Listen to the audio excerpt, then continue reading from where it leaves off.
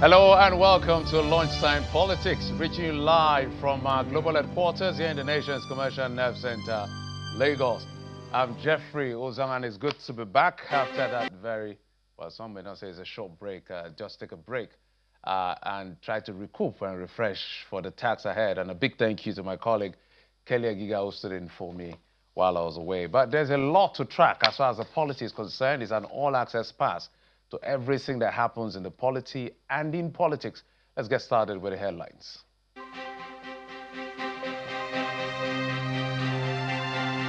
Leader of the proscribed indigenous people of Biafra, Nnamdi Kanu, represents self in court. Following withdrawal of his lawyers, as judge adjourns trial till Friday for Kanu to open defense.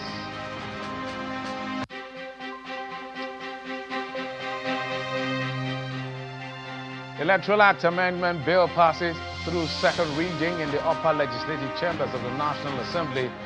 Burden of proof to be on INEC as part of the new proposal.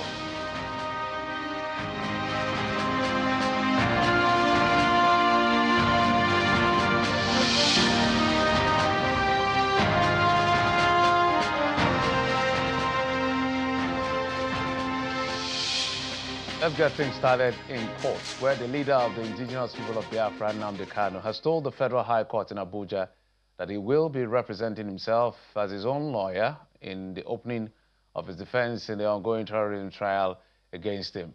This development is after his lead counsel, Kanu Agabi, alongside other senior advocates in his legal team, withdrew their legal representation. Mr. Kanu refused a lawyer to be provided for him by the court when the trial judge, Justice James Omotosho, offered same. The case has now been adjourned to Friday.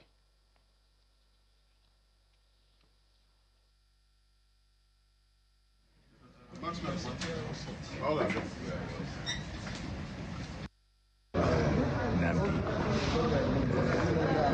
has decided to conduct his defense by himself. He has a right to do so. We respect that decision. And we wish him well going forward. That's all.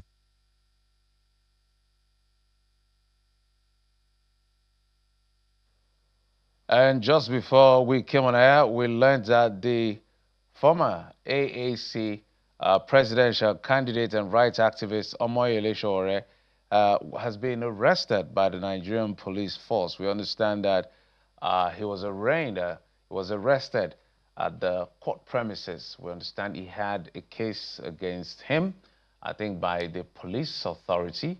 And of course, he's done some protests in the last few days in support of the release of Nnamdi Kanu, whom we understand they also met in court. And he tweeted and talked about the fact that they are meeting.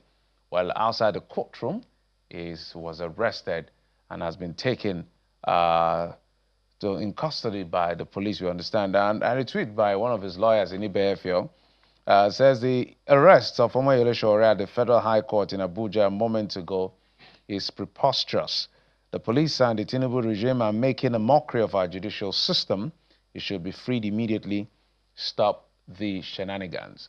So that's Nnamdi, one of his team members and his lawyer, talking about and confirming the arrest of Omoyele Sowore. I spoke to Nnamdi a few moments ago just to reconfirm this, and he said yes, that Sowore has been arrested on what charges exactly were not clear, but what is being said is may not be unconnected with all of the issues around the protests and all of that. But we'll get clarity from the Nigerian police or whoever it is that picked him up at the premises of the Federal High Court, Abuja, this morning.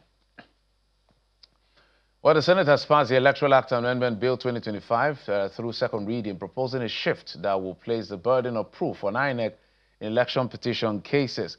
The move followed the presentation of a report by the chairman of the Senate Committee on INEC, which underscored the need for more credible elections, enhanced deployment of technology, and stricter penalties to curb electoral violence. Each election, see where the infringement are, who acted on that infringement are actually prosecuted. As elected persons, we as senators shall not, directly or indirectly, secretly or openly, aid and abet unemployed or semi-employed people and arm them to disrupt election. We must make a change in our reviews in the Electoral Act now, requiring that for electoral matters, the burden of proving that the elections have been conducted peacefully and in accordance with law must shift to INEC. We can only do our best. Nigerians will still do mischief. You will agree with me that since PDP left, the elections have improved tremendously in this country. Those in support that this bill will now read the second time say aye. Those against say nay. The ayes have it. One interesting take by the senators and the Senate President. But let's bring in my guest. Jide Ojo is a public affairs analyst, is a member of the family. Mr. Ojo, thank you so much for coming on the program. It's my pleasure, Jeffrey. Welcome back. Thank you so much. I appreciate it. Mr. Ojo, let's get started. Before we come to the Electoral Act amendment, which you've been on the field for many years, and if there's somebody whose input is valid and is required in this matter, is people like you would be definitely one of them. But let's talk about some of the things that are happening before we get to the reason why you were invited. First up, Nnamdi Kanu, being a pro se litigant, saying that, look, we're hearing two sides of the story. On one hand, we're hearing that his lawyers withdrew from representing him. On the other hand, we're also hearing he sacked them. We don't know what the truth is. But fact is that they are no longer representing him, and he's opening his defense tomorrow. I would like your comment on that. And then you can segue from that into this, let me say the Nigerian way. I like to make things so this every Eke market day is Sowore versus the federal government. Now they've arrested him again. What exactly? It's almost becoming a laughable situation. Your comments, please. Well, thank you very much, Jeffrey, for inviting me. Nothing surprises me about our system, our policing system, and our judicial system. I don't understand why. Well, for Nnamdi Kanu, let me start from there. I don't know why he sacked or his counsel withdrew, and I don't know whether he would be allowed under the law to represent himself, because this is a high-profile case, and he will need the proper guidance of the lawyer, because if he decides to represent himself, which the law may allow, he may say things that will even worsen his case. And the public sympathy he's enjoying now may evaporate if he's not very careful. So I would think those who are close to him should talk to him and to rethink his legal representation. He needs them. I've been involved in a matter in court, and sometimes you think it's as straightforward. When questions are put to you, it can be a booby trap, and if you are not properly guided, you can talk yourself to prison. So that would be my own counsel. In my column in the Punch yesterday, I actually advocated that his case should be politically resolved, with a good reason that there is nothing Nnamdi Kanu has done that we have not seen OPC done in the Southwest, or the Yoruba Nation agitators, or the Niger Delta Avengers, movement for the emancipation of Niger Delta. All of these groups have had their own time when they held the country to ransom, killed and maimed, and eventually they were granted amnesty. And if you look at the northern Nigeria, there is Operation Safe Corridor, which the military is still using to rehabilitate and de-radicalize the repentant Boko Haram insurgents. And when you look at the Northwest, we are still having bandits being given amnesty. So, on the whole, in summary, I think the case of Nnamdi Kanu should be politically resolved. But as per the case of Omoyele Sowore, he's a customer with the Nigerian police. And I don't know whether he has been previously invited by the police for which he ignored the invitation. If that is the case, maybe the police were justified to have picked him up within the premises of the court. But if no prior invitation has been extended to him and he is not conducting himself in an unruly manner within the court premises, in which case maybe it's the judge that ordered his arrest, I don't think it's fit and proper for him to have been picked up within the court premises. I understand he has a couple of issues. He's having one issue with the DSS. He's under prosecution by the DSS for, I think, cybercrime offense. He's also having another issue with the Nigerian police. I think there is one where he called the president criminal, for which DSS is prosecuting him. There is also the one where he's taking up the Inspector General of Police, which he claimed is an illegal IG. And he keeps reiterating that. And I think the police have the axe to grind with him on that count. So maybe in the course of the day, we'll get better information as to why he was picked up, and then we can better examine whether the arrest was justified or not justified. It's touch base with that conversation. Apparently, he has the axe to grind with literally most of the security agencies. Funny, it's the same man who led the protest in favor of the police welfare, and that protest yielded some result as far as the welfare of the police officers are concerned. So we really don't know. I can't remember him being found guilty on a couple of some of these things. So he's a man who is quite familiar with being in and out of court and in and out of police station. But as you said, we'll wait and see and find out details. But let's talk about the Electoral Act. I understand that the Joint Committee, I think they are in Lagos. They are having their retreats with their consultants to put together that proposal to the amendment of the Electoral Act 2022. And some of the things that have become the highlight. In fact, some people are saying this is one of the most amended piece of legislation and is becoming too much. But anyway, the idea for a lot of people is to make it better each election cycle. But the big one, which passed second reading yesterday, I understand public hearing has even been done, so it's like putting the cart before the horse, is that the burden of proof will now shift from the litigant or the petitioners in this case to INEC, who will prove. And you are familiar with what it takes to prove.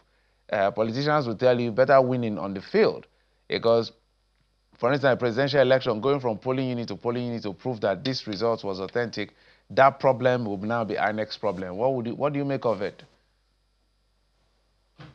Well, when I heard about it yesterday, it came to me as a pleasant surprise. But would they see it through? Because the same set of people who wants the body of proof to shift to INEC are the culprits who are in the habit of wanting to rig elections. This issue of shift of burden of proof had been on the table since 2008 under the Justice Muhammad Lawal Huwai's Electoral Reform Committee recommendations. If you do the math, 2008 to date is about 17 years. We have had several sessions of the National Assembly. I think that should be around the 5th National Assembly. We have had 6th, we have had 7th, we have had 8th, we have had 9th. This is the 10th National Assembly. Why have they not passed it? Because they know. And you know, in that excerpt you show you showed at the beginning of this interactive. The senator representing Edo North, Comrade Governor Adams Oshiomhole, made a very incisive remark that they should not, his colleagues and him, should not be, recruiting literate and semi-literate people to rig elections. Because it's not INEC that rig election, it is the politicians that induce, coerced INEC to rig election on their behalf. So if they will allow INEC to do its job, if they will not exert pressure and resort to threat and intimidation or inducement, then we will have had better elections for some time now. And so I see a lot of grandstanding going on by the National Assembly. In fact, what I heard yesterday was that they are not even amending the Electoral Act. They are bringing about a new Electoral 2025. So it's going to be annulment and establishment of I don't know, I've forgotten how they couch it in legal terms. So it's not going to be 2022 Electoral Act as amended. It's going to be 2025 Electoral Act. And that means it's going to be quite comprehensive. But I see a lot of landmines and booby traps in some of these things that they are trying to do. They want the body of proof to shift to INEC. Let them allow INEC to do its job. But that alone will not even solve their problem. Because when the body of proof shifts to INEC, INEC will definitely claim that it has conducted election in substantial compliance with the law. So it then means that INEC will be able to justify the results they have announced. And that will mean whoever lost the election may find it extremely difficult to now prove that he won or she won. That is what I can see from this vantage position. But that's on one side. They also want to have election brought back by 6 months. In many countries where they are trying to copy that all election petitions end before inauguration of the winners, they don't have the luxury of time that Nigerian legal system provides petitioners. In Uganda, where I was in 2016 to observe election, all election petitions are disposed of within 2 weeks. 2 weeks. Now, if you bring that to Nigeria, they will say that there is no fair hearing. That there is no fair hearing. What can you prove in 2 weeks? The same thing in Kenya. Election petitions are resolved within 2 weeks. So you cannot bring anything procedural to election petition in many of the countries where they dispose of petitions before inauguration. Look at US. In US, elections are held in November. Inauguration is in January. How many months? Barely 2 months interval. But So, in Nigeria, Mr. Ojo, my apologies. Let me come here. You've raised an important point, and that is, it feels to me, I stand to be corrected, whether it's an exaggeration or is a statement of concern, I don't know how you want to look at it, but does it feel to me, or the way I perceive it, and perhaps some Nigerians may perceive it, is it a question of, so is there an exaggeration or a fair assessment to say that sometimes when they legislate, these legislators, who are politicians, aided by people who help them craft, sometimes they legislate, sometimes it feels like they legislate to to be a clog in the wheel of the progress of the system. Because if Kenya and some of these countries and even bigger economies can dispense of election matters within the shortest possible time, how come we take forever? That is why I'm trying to explain to you, my brother, that in US, I've also been privileged to be in US. I've observed the election in US. Elections hold the second Tuesday of November of the election year. An inauguration of the president takes place on January 20, barely 2 months, and all election petitions are disposed of within that period before the winner gets in. So, are the Nigerian politicians ready to abridge the time and say, let's have all elections disposed of in 1 month? In which case, our current legal system will serve us, because elections, according to Nigerian Constitution, elections are supposed to be held not earlier than 150 days and not later than 30 days to the expiration of the tenure of the incumbent. So usually INEC will hold the election taking the upper limit. So they want to have the election like in February now. Inauguration will be in May. So if they have election in February or in March, there's still March, April, if they have it in February. So there will still be like 60, 90 days interval before inauguration. If Nigerian elites, political elites can agree that what other countries does, we can do it, in which case let all election petitions be wrapped up within 2 weeks or 1 month max from the court of first instance to the apex court. Would they agree to that? Would they not be making a claim that there is no fair hearing, that they didn't have the complement of time? Because you also must understand that whichever way you go about this thing, politicians will complain.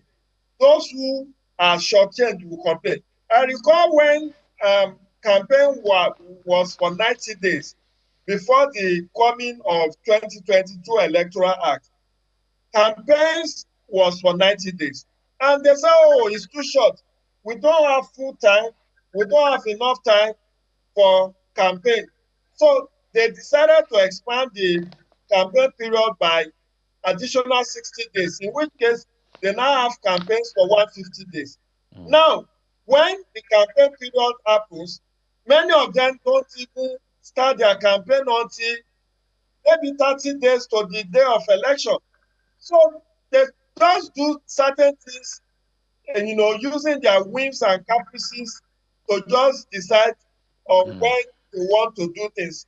But I just hope that they have thought through many of these innovations they want to bring about, because there are legal, financial, logistic implications to many of these things. For instance, if you want to have elections 6 months to the next general election, in which case we are talking about having election in November of 2026. Have they thought about the gargantuan resources that INEC will need to plan and effectively prosecute that election? And that will mean that INEC will have only the budget for 2026 to prosecute that election. In 2023, INEC spent over 400 billion. At least I know that from a vantage point that what was approved in the budget of 2022 and 2023 for INEC is about 480 billion. I don't know whether they got the full complement of the money. Okay. So fast track to now that our currency has been devalued, how much do you think INEC will need for the next general election? All right, Mr. Ojo, as we begin to wind down, just see if you can give us this in, say, less than 2 minutes. Because I'm sure my producer will put this up, the new INEC chairman, the Prof. will be sworn in just any moment from now. The president, we understand, is at the villa to be sworn in by the president, so he takes his role officially. His first tax is less than a month away from now, which is the Anambra election. So you can see the Prof. Amuputong heading into the chambers of the Federal Executive Council chambers for him to be sworn in by the president as the new INEC chairman after his confirmation by the Senate last week or so. What's your expectation of him? Seems to have a lot of pedigree in terms of understanding of the laws. A senior advocate, he's worked with the National Assembly very close in putting together some of the legislation that govern parts of our sectors, like the oil and gas sector.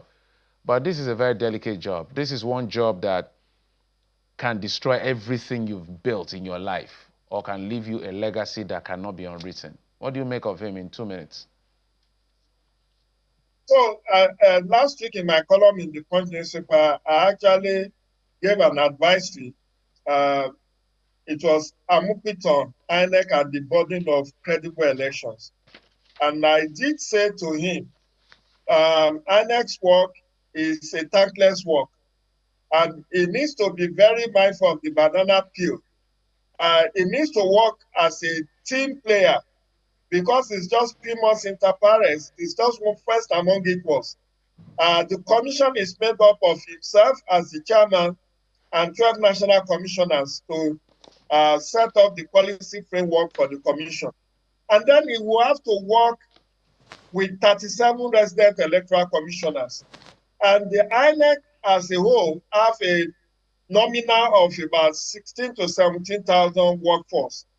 So all of these people, it needs to work with them collaboratively in such a manner that he can achieve whatever noble agenda he has for the commission. But it needs to be very wary of the actors, which are the political parties and the contestants, because they are actually the ones that may make his work very difficult. You know, one of the unfinished business is about registration of new political parties. Recall that Professor Mahmoud Yakubu was at the threshold of, certifying about 14 new political parties, which have been pre-qualified. So out of 172 applications they claim to have gotten. So maybe that would be one of the first things he will see to. Then the Anambra election on November 8th, as well as several administrative reforms that have already been highlighted by the commission. Recall that INEC has 142 recommendations in their 2023 election report, which was published last year. And some of them are administrative, some are legal in terms of reform agenda, and some are for the stakeholders like National Assembly, If you can hear me, Mr. Ojo. the security agencies, Yes. the media, civil society, and even we're totally out of time. I must thank you so much. You know, with you and us, it's not going to end. We keep talking about these things, but we must thank you for coming through. And let's be hopeful. Yeah, let's be hopeful that this man will take on this job with courage and sincerity. Thank you, sir, for coming on the program. We appreciate it. Thank you, my brother. Keep safe and stay blessed. Cheers. And you too. And that's it on the program. Thank you so much for your time and company. I'm Jeffrey Uzonga. You've been served on Lunchtime Politics. Bye-bye.